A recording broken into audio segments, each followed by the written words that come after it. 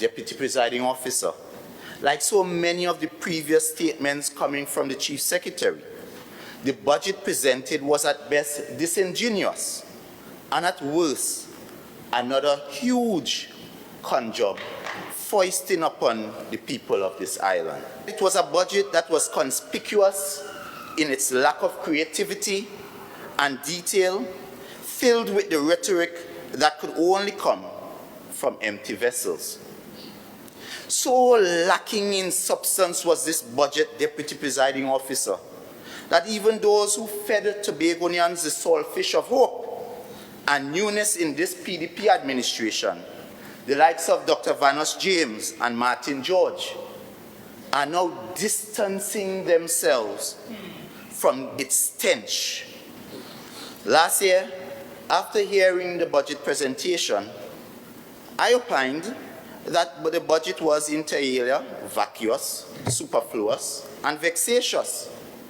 My initial reaction to this year's presentation was that the budget was disappointing and disingenuous.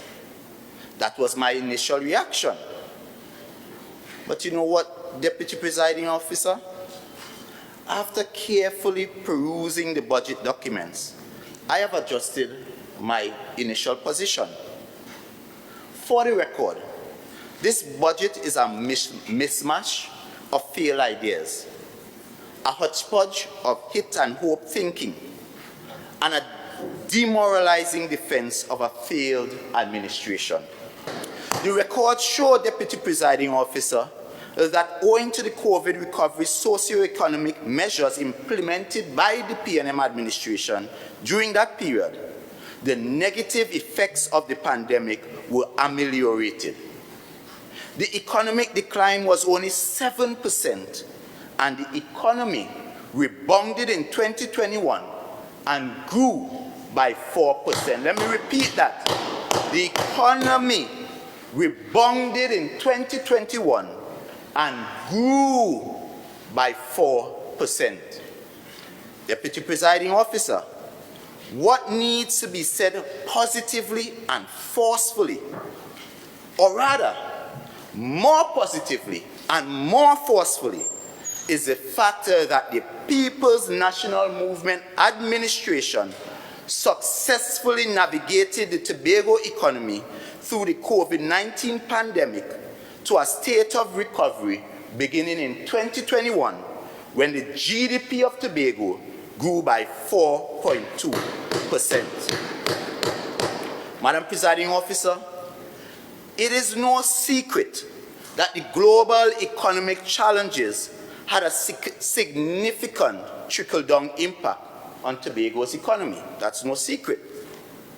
As any good student of economics knows, any shocks that impact the central government's revenue stream will invariably affect Tobago's economic circumstances, and by extension, the lives of the people of Tobago.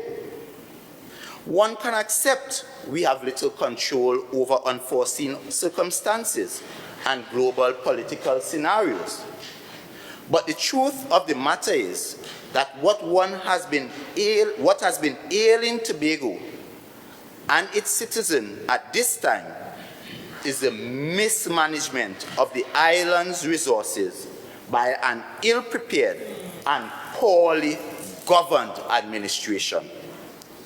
Deputy Presiding Officer, this is what one of our renowned economists, Dr. Vanos James, and an admitted protagonist of this administration in the lead up to the 2021 election, had to say, and I quote, "You will notice several key things about the 2023 THA budget. One of them is that it reads like a fairy tale, if not a tall tale, with no links to data that represents the true state of the Tobago economy. Last year, I pointed out the deficiencies in the 2022 budget process. This year, things seem to have gone further downhill, with the key facts ignored altogether." Words of Dr. Vanos James, a man who all the members on the opposite side. They are quite familiar. Lies, half-truths, innuendos, and propaganda planning recordings are inconsistent with good governance. But alas, these seem to be the watchwords of the current administration. Deputy Presiding Officer, I will return to this matter later in my presentation.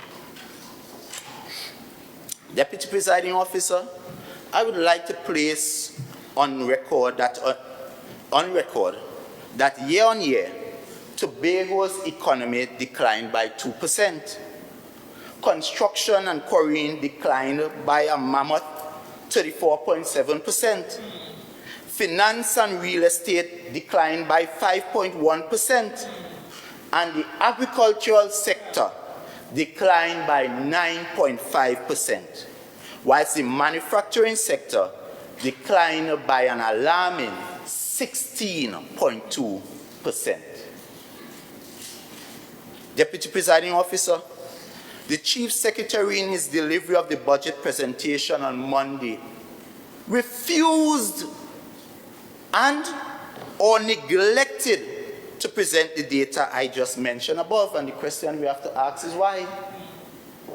What is clear is that the economy of Tobago declined by an alarming 2% in 2022 when compared to 2021. Who was there in most of 2021, even under 6-6, the PNM? And who came in after the PNM? The PDP, TPP, somebody, independence. And during that year, on their watch on that side, the economy of Tobago declined by 2%. So you moved from a 4% increase to a 2% increase. So in essence, you really had a 6% decline in the Tobago economy under these incompetent jokers.